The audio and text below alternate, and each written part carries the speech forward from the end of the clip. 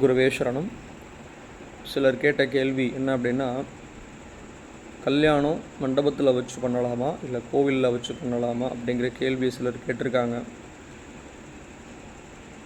இந்த கல்யாணம் அப்படிங்கிற ஒரு விஷயத்தை நாம் எடுத்துக்கிட்டோம் அப்படின்னாலே நிறையா ப்ரொசீஜர்ஸ் இதில் இருக்குது. ஒவ்வொரு சமுதாயத்துக்கும் சம்பிரதாயங்கள் நிறையா உண்டு. கொஞ்சம் சம்பிரதாயத்தெல்லாம் செஞ்சு முடிக்கிறதுக்கே குறைஞ்சது 2-3 மணி நேரமாவது ஆகும். ஆனால் இன்றைக்கி காலத்தோட கட்டாயத்தில் சுருக்கி 1 மணி நேரத்தில் பண்ணக்கூடிய காலத்தில் இன்றைக்கி நாம் இருக்கோம். இனி வர காலங்களில் அதுவும் இருக்குமா அப்படிங்கிறது சந்தேகம்தான். ஏன்னா இன்றைக்கி ஆடம்பரத்தை நோக்கி போய்கிட்டு இருக்கிறது கல்யாணம். தேவையில்லாத எத்தனையோ ஆடம்பரங்களை செஞ்சுக்கிட்டு இருக்கோம் நம்ம இந்த திருமணத்தில்.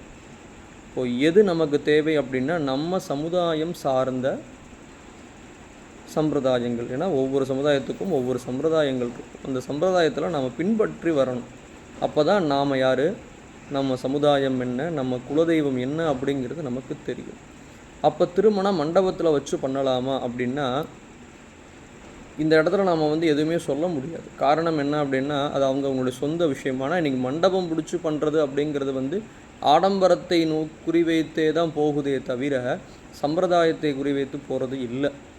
அப்போது அதுக்கு கோவிலில் வச்சு கல்யாணம் பண்ணுறது ரொம்ப விசேஷம். காரணம், அந்த தெய்வத்துடைய சன்னிதானத்தில் வச்சு நீங்கள் திருமணம் பண்ணும்போது அந்த தெய்வத்துடைய அனுகிரகம் உங்களுக்கு பரிபூரணமாக கிடைக்கிது.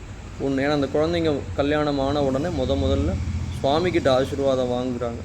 அடுத்தபடியாக பார்த்தோம் அப்படின்னா, இதில் ரொம்ப முக்கியமான விஷயம், உங்கள் குலதெய்வ கோவிலில் நீங்கள் கல்யாணம் பண்ணுறது 100க்கு 100% நன்மையை உண்டாக்கும். ஏன்னா இன்றைக்கி திருமணம் முடிஞ்சு குலதெய்வ கோவிலுக்கு போக முடியாதவங்க எத்தனையோ பேர் இருக்காங்க. அப்படி இருக்கக்கூடிய இந்த காலகட்டத்தில் திருமணத்தையே குலதெய்வ கோவிலில் வச்சு நீங்கள் பண்ணும்போது உங்கள் குலதெய்வத்துடைய அனுகிரகம் பரிபூர்ணமாக கிடைக்கும். அடுத்து வர தலைமுறைகளுக்கும் உங்கள் குலதெய்வம் எது அப்படிங்கிற ஒரு விஷயம் கண்டிப்பாக தெரியும். ஏன்னா குலதெய்வத்துடைய அனுகிரகம் இருந்தால் தான் நம்ம வாழ்க்கையில் நம்மளால் முன்னேற முடியும். குலதெய்வம் தெரியாமல், குலதெய்வத்தை வழிபடாமல் நாம் செய்யக்கூடிய எந்த காரியங்களும் நமக்கு வெற்றியை தராது. அப்போ குலதெய்வம் ரொம்ப முக்கியம். அப்போது இந்த திருமணத்தையும் முடிந்த அளவுக்கு உங்கள் குலதெய்வ கோவிலில் வச்சுக்கிட்டிங்கன்னா அந்த தம்பதிகளுடைய வாழ்க்கை மென்மேலும் வளரும். இன்னொன்று, குலதெய்வம் அப்படிங்கிறது உங்கள் பூர்வீக இடம். அப்போது அந்த பூர்வீகத்தில் உங்கள் முன்னோர்கள் வசித்த அந்த ஒரு ஊர் அப்படின்னு வரும்போது உங்கள் முன்னோர்களுடைய ஆசீர்வாதம் அந்த இடத்துல உங்களுக்கு பரிபூரணமாக கிடைக்கும். வம்சம் வளர்வதற்கான வழிகள் கண்டிப்பாக கிடைக்கும்.